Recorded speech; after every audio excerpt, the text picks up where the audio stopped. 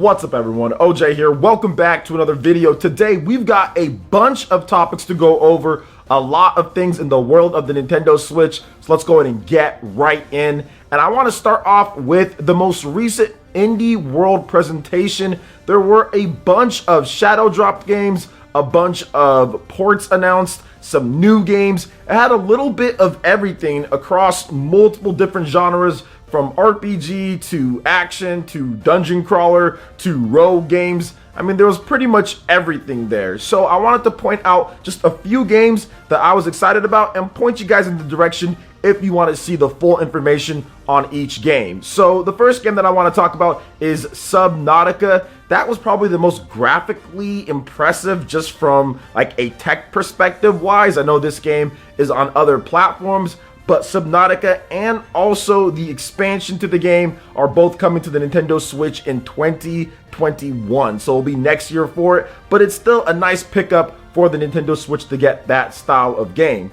Now, another game that I wanted to talk about that's available for you guys to go play right now at this point is Raji. It's that game that is made from the Middle Eastern developers. It's actually a very interesting game, and in the presentation they actually had a woman present the game, which to me was really cool to see the diversity and the different types of games that can be brought to the table from developers around the world. So I actually really did love that part of the presentation, to have her up there talking about her game and talking about the style and the culture behind the game. It feels like it has a lot of heart and soul to it that's very native to what's close to them. So I did enjoy that part of the presentation as well. But probably my favorite game of the presentation, and yes guys, Untitled Goose Game multiplayer update, I get that, but that's an update coming out September, so you guys can play some 2-player local multiplayer goose antics. But Torchlight 3, that was the game to me that I was just like, wow, okay, Torchlight is back. It's coming out this fall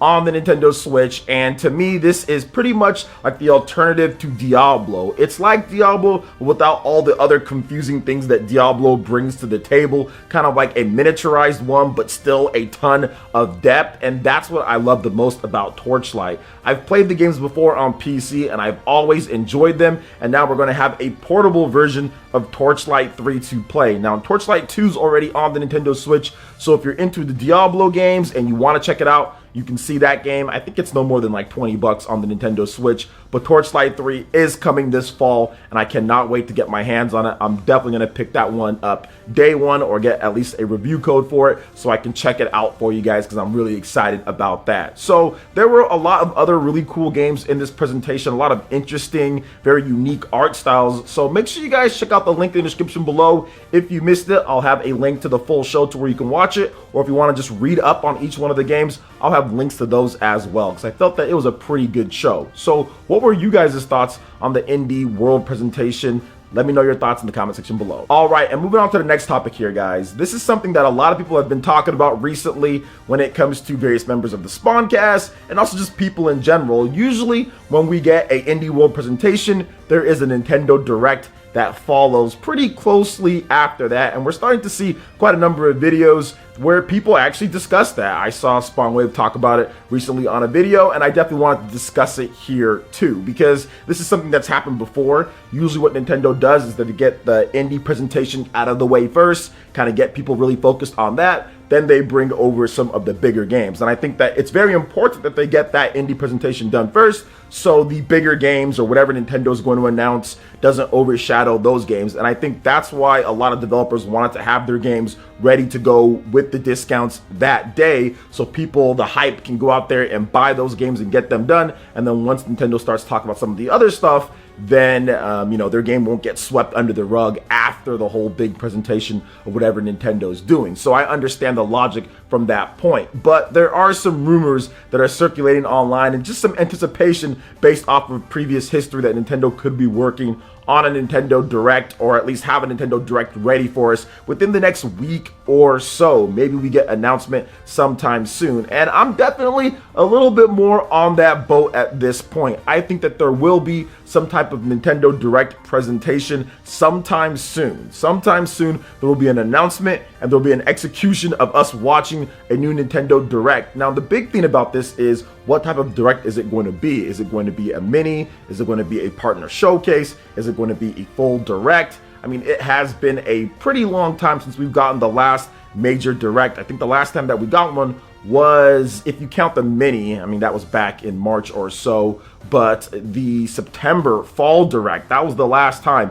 COVID-19 has kind of taken its course, and Nintendo hasn't really been able to really catch up just yet. Their development studios are still kind of pushed back a little bit. I think that their teams, in terms of working on the directs and everything, are pushed back a little bit, but I think that they finally have something to put together for us after going the full year without a regular or general direct like we usually have, like a spring one. Obviously, E3 got canceled. We usually have an E3 direct, so we're definitely a bit behind here, but it's understandable considering everything that's going on in the world right now. But I do think that Nintendo could show off something pretty soon here. Now, if I had any early predictions in terms of that, what we could see, obviously the Mario collection of games, the Mario games just in general, Super Mario 3D World, Super Mario Sunshine, Mario 64, Mario Galaxy, maybe even Galaxy 2, although that one hasn't been rumored as much. I definitely think something's going to happen along that line. And to also kind of put some more fuel to the fire here, Power A and Hori are also releasing brand new Mario themed controllers this September. We have the Golden M, which is an enhanced wired controller, comes with a 3.5mm audio jack, mappable advanced gaming buttons, and a standard ergonomic layout. And then also there is the Hori Super Mario Mini Pad, which offers dual analog sticks, a D-pad, and all the essential buttons for the Nintendo Switch as well. Both of these are slated to come out the week of September, and pre-orders are open for them. So that has led many to believe that we could be seeing the Mario collections either released in September or at least an announcement of them. Pre-orders obviously are going live for Mario stuff, and then maybe they come out later, or maybe it's dispersed. Maybe we get one of the Mario collection games right now at this point, and then 3D World later in November. I'm not really sure, or maybe that's next year. Not really sure what's going to be happening, but it definitely leads to believe that there could be some type of Mario All-Stars or Mario collection that will be dropping. We've got a lot of cool Mario stuff this year when it comes to like clothing with Levi's.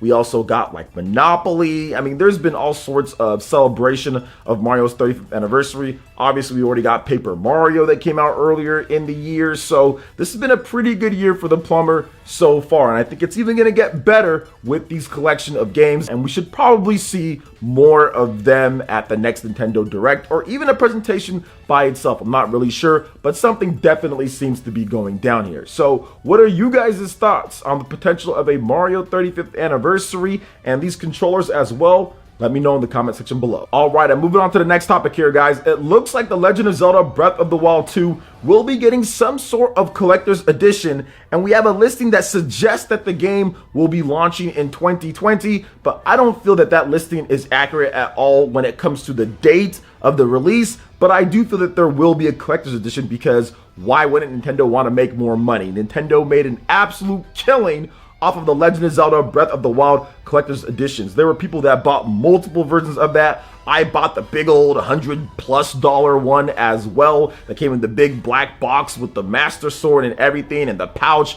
I wanted it all, you know, when it comes down to The Legend of Zelda Breath of the Wild. And that was the first game before we even had a taste of what we could expect in The Legend of Zelda Breath of the Wild in terms of everything the game could potentially offer. That was before we even played it, and people were dropping $120, $100 and all that. Now that we know what Breath of the Wild and that style is all about, this is easily going to be one of the most anticipated games of all time for Nintendo fans. And I can easily see Nintendo putting out multiple special editions, or at least one good special edition for people to pre-order, to where they can make a lot more money, because they did that quite a bit with Legend of Zelda Breath of the Wild on the Nintendo Switch. So let's go ahead and get into this listing and what this is all about. Now, the European distributor known as WT&T has listed the collector's edition for The Legend of Zelda Breath of the Wild 2 will be available to pre-order for 82.85 euros. While the listing for the game has a standard release of 69.99 euros, the game also has a release date of December 31st, 2020, which is almost certainly a placeholder. Although none of the information is confirmed, if it were to be true, then it should not be long before Nintendo releases some more details about the game and potentially the release. Now, that is something, shout outs to Go Nintendo for writing that up there. Now, I do think that there will be a collector's edition, like I did say. Now, I'm not sure if there's going to be any information soon. Now, you can tie that back to what we were just discussing about a potential Nintendo Direct pretty soon here, right? And maybe we have the next information on The Legend of Zelda Breath of the Wild 2 or the sequel or whatever you want to call it, and that would be nice. We haven't gotten an update on it since, actually, at all. You know, it's just E3 2019. There was a debut trailer for it, in-game engine. It looked good. We kind of knew the premise. It kind of set up some things, gave us some hints on what potentially could be in this game, but we really haven't had anything else. It's pretty much been radio silence on that front from Nintendo. So what could Nintendo be planning here? Could we get an announcement and a brand new trailer at the next Nintendo Direct for The Legend of Zelda Breath of the Wild 2? I definitely think it's possible, so we're going to have to keep our eyes peeled and kind of wait to see if there's more information that's going to be announced. But I know one thing, whenever Breath of the Wild does launch, it's going to be a masterpiece and it's going to sell like crazy. Honestly, I can see this game selling 30 million units pretty quickly, considering how much bigger the Nintendo Switch install base is, and considering how Legend of Zelda Breath of the Wild on the Nintendo Switch still sells at this point. Since 2017, it's still selling over 18 million units, one of the best-selling games on the Nintendo Switch. And if you include the Wii U version of the game, it actually sold over 20 million units at this point, which is very impressive. So I can easily see the sequel to one of the best games ever released definitely getting up to maybe the 30 million range when it's all said and done. Not like in 1 month or in 2 months, but when it's all said and done, years and years down the line after its release. I think it really can hit that, especially with how crazy the Switch sales are. And of course, whatever Nintendo does next with the Switch 2, I'm pretty sure there's going to be some backwards compatibility action, and people are going to want to be able to play a Zelda game on their new Switch as well. So I do think that that's going to happen too down the road. So what do you guys think about all this information here? Let me know your thoughts in the comment section below. All right, guys, that wraps it up for this video here. Check out the links in the description. We've got Twitter. Go and give us a follow on there. Stay up to date on all the latest gaming news and information. Also, make sure you like, comment, and subscribe, and share this video if you can. Thank you so much for watching, and we'll catch you guys for the next one. Peace.